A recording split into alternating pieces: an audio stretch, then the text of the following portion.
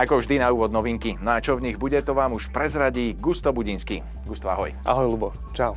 Teším sa aj ja na dnešné novinky. Čím začneme? Módou tentokrát. Módou, výborne. Ale nie, to si robím srandu z teba. Dizajn. Dneska budeme oslavovať. Budeme oslavovať 40. výročie Subaru. Už 40 rokov predávajú svoje auta so symetrickým pohonom všetkých 4 kolies. Prvým modelom bolo Subaru Leone v roku 1972 a v podstate dodnes predávajú všetky svoje autá ako štvorkolky až okrem najmenšieho modelu Trezia. Štvorkolky sú to neustále štvorkolky, vypínať sa nemajú. Áno, čiže dá sa povedať, že tá spotreba trošku tam asi stúpne, ale asi nie je veľmi tragická. No, povedal by som, že odkedy predstavil Subaru svoje nové Boxer diesle, tak tá spotreba sa drží všade okolo 6 maximálne 7 litrov pri akýchkoľvek jazdných podmienkach, čiže ja si myslím, že tie parametre sú dobré. Áno, dobre, oslavovať budeme ešte ďalej? Budeme ďalej a tentokrát 20. výročie Jaguaru XJ 220, čo bol v dobe svojho uvedenia v roku 1992, to bol najrýchlejší sériový model. Myslím, že mu namerali 342 km za hodinu. Tak to je rýchle auto a asi ani lacné nebolo. Nebolo lacné, už v tej dobe to bolo 500 000 libier anglických. Tak to je dosť. A vyrobili ich ale 275 kusov, čiže svojich záujemcov to našlo. Všetky sa predali a dodnes asi ešte existujú tie modely a možno sú aj takou zberateľskou vášňou. Určite.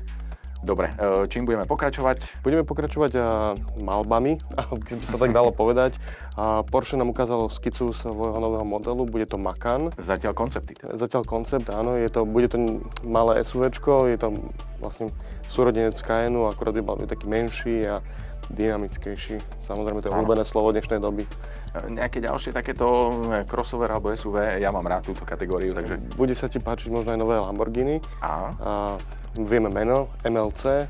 A zatiaľ nevieme, ako bude vyzerať, ale Lamborghini tvrdí, že to bude niečo na spôsob štvorzdverového modelu S-Stock, ktorý ukázalo minulý rok na autosalónoch. Samozrejme, dodnes ešte nevyrábajú, ale malo by to byť niečo ako S-Stock, ale vyššie. Takže ešte stále v tej hladine konceptu. MLC, znie to tak mercedesovsky. No, dúfam, že to iba znie a nebudú mať nič spoločné, ale pri Mercedese ešte ostaneme. Ten si dal patentovať minulý týždeň štvorzdverové SLS AMG. Čiže už nebudú len tie klasické dvere otvárané dohora, ale budú sa otvárať aj zadné dvere proti smeru jazdy.